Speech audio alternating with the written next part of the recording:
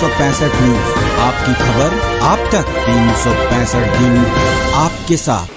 खबरों के बाद फिर से आपका स्वागत है। कांग्रेस भवन विधायक दल की बैठक, जिसमें कांग्रेस सारे विधायक और मंत्री मौजूद रहे। इस बैठक में मुख्य रूप से राज्यसभा चुनाव और बाहर से आए प्रवासी मजदूरों को रोजगार देने के लिए बैठक की गई। अनलॉक की शुरुआत हो चुकी है, लोगों का आवागमन सड़कों पर पड़ चुका है और किस तरीके से लोगों के व्यवसाय और जनजीवन को सामान्य किया जा सके, इसको लेकर विधायकों के साथ विचार किया गया। अनलॉक की शुरुआत हो चुकी है, लोगों का आवागमन सड़कों पर हो चुका है और किस तरीके से लोगों के व्यवसाय और जनजीवन को सामान्य किया जा सके, इसको लेकर विधायकों के साथ विचार किया गया। विधायक दल की बैठक के दौरान सेकंड प्रेफरेंस और बात करते हुए आलमगीर आलम ने बताया कि हमें 28 वोट मिल जाएंगे और राज्यसभा चुनाव का ताज शाहजादा अनवर को ही मिलेगा। और जब हम उम्मीदवार दिए थे तो कुछ जो हमारे अलग अलग पार्टी के लोग हैं या इंडिपेंडेंट हैं, उन लोग से भी बात करके विमर्श करके हम लोग ये सुनिश्चित किए थे कि हमारा कैंडिडेट को 27 वोट तक मिल सकता है। इसी पर हम लोग विचार किया और हम लोग उससे भी जुड़े हुए हैं। जो लोगों ने हमें आश्वासन दिया था और उनके बल पर कैंडिडेट भी हम लोग खड़े किए हैं, उसका आश्वासन भी हमको मिला है। और जो 26 अगर आता है किसी को, और अगर सेकंड प्रेफरेंस हम देते हैं तो हमारा कैंडिडेट का जितना एकदम तय हो जाता है। मनरेगा के तहत 62% मजदूरों को रोजगार दिया जा चुका है। अन्य स्किल्ड लेबर के लिए रोजगार की नीति पर काम किया जा रहा है, जिसके तहत स्किल्ड लेबर को उनके स्किल के अनुसार रोजगार दिया जा सके। साथ ही मनरेगा के कम वेतन पर आलमगीर आलम ने कहा कि गोवा में 300 और साउथ में 275 मनरेगा के तहत वेतन दिया जा रहा है। क्या झारखंड सबसे पिछड़ा हुआ राज्य है? यहाँ पर 190 मजदूरी दी जाती है। देखिए, ये सरकार अपनी घोषणा करती है, लेकिन हमारा जो लक्ष्य है कोविड-19 में, ये अपना भारत सरकार की अपना योजना होगी। लेकिन हमने कहा कि एक दिन समय ऐसा आया था तो सबसे मनरेगा को बोलता है कोई योजना ही नहीं है। लेकिन आज ये यहाँ नहीं, पूरी दुनिया में मनरेगा के योजना का चर्चा होती है कि ऐसा काम बना है कांग्रेस यूपी गवर्नमेंट ने, जो लोगों को 100 दिन का रोजगार देने के काम किया है। चाहे वो काम रहे या न रहे, उसका अकाउंट में पैसा जाएगा।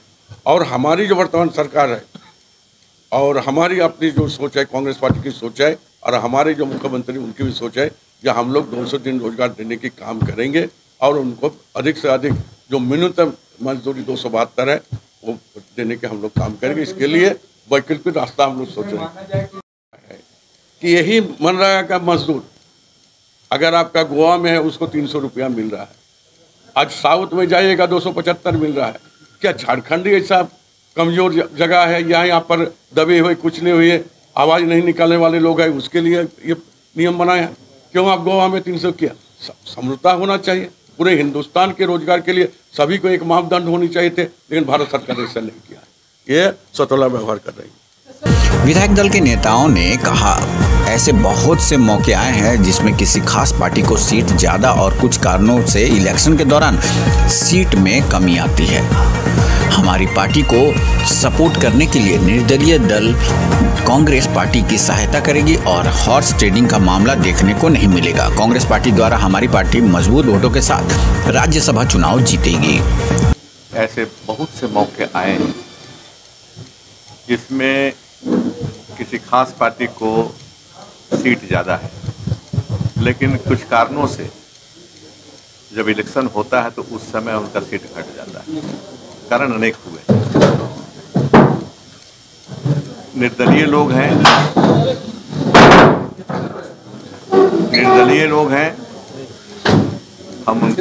हम उनसे हमारी बात चल रही है। विधायक दल के नेता आप दोनों बात कर रहे हैं। लोग हो सकती है बात बने, इसमें खरीद फरोख्त नहीं करेंगे। हमारे पास तो शुरू से कर रहे हैं कि हमारे कांग्रेस पार्टी के पास पैसे नहीं कि हम खरीदेंगे। हॉर्स ट्रेडिंग की बात नहीं है। हाँ, लाइक माइंडेड लोग हैं जो हमारे साथ आ सकते हैं, निर्दलीय हैं, उनको हम अपने साथ लाने की हर कोशिश करेंगे। खबर 365 न्यूज के लिए रांची से पूजा की रिपोर्ट। अम्फान में हुए तबाही को लेकर प्रधानमंत्री ने बंगाल को दिए 1000 करोड़। चक्रवात अम्फान की बुरी तरह से प्रभावित हुए पश्चिम बंगाल के लिए केंद्र सरकार ने 1000 करोड़ रुपए जारी कर दिए हैं। चक्रवात अम्फान से बुरी तरह प्रभावित हुए पश्चिम बंगाल के लिए केंद्र सरकार ने 1000 करोड़ रुपए जारी कर दिए हैं। प्रधानमंत्री नरेंद्र मोदी ने पिछले दिनों इसकी घोषणा की थी। कैबिनेट सचिव राजीव गांधी की अध्यक्षता में राष्ट्रीय संकट प्रबंधन समिति की सोमवार को ही बैठक में पश्चिम बंगाल में बचाव और राहत कार्यों पर चर्चा की गई।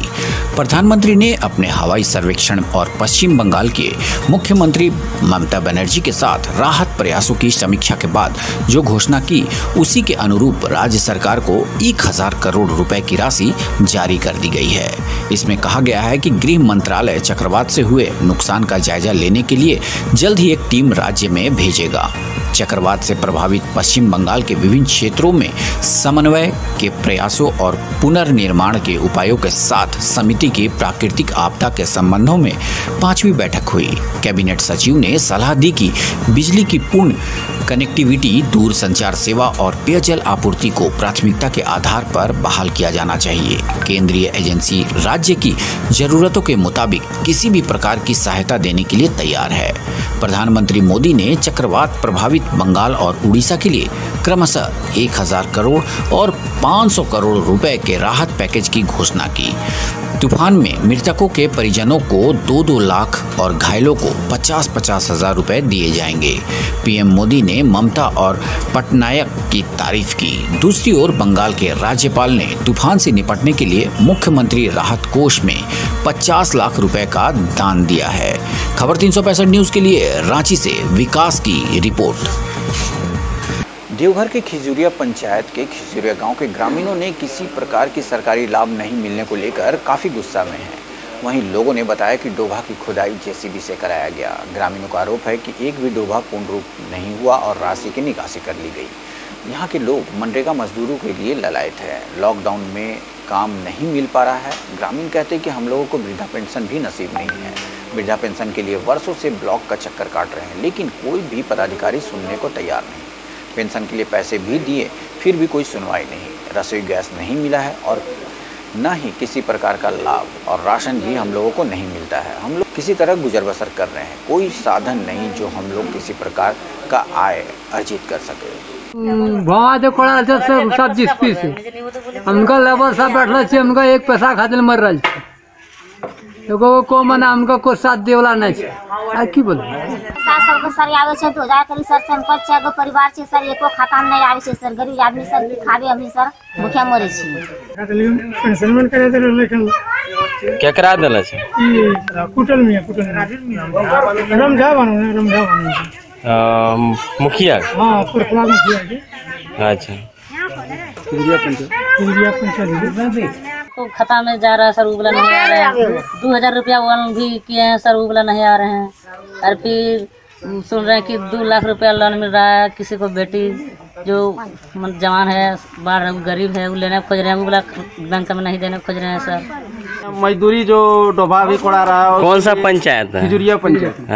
गाँव खिजुरिया। अच्छा। हाँ, तो सब रात जीसीपी से कोड़ा रहा। हम लोग का दिन में देखते हैं जो मजदूरी खटवाएगा, कोई खटवाने वाला है ही नहीं। सब जो अपने आप पैसा एक डोभा में 2 बार 3 बार उठा रहा। हम लोग मजदूरी हाथ में घर में बैठे हैं, जो कोई भी मजदूरी देगा, खटेंगे, कमाएंगे, खाएंगे। कौन उठा लेता है पैसा?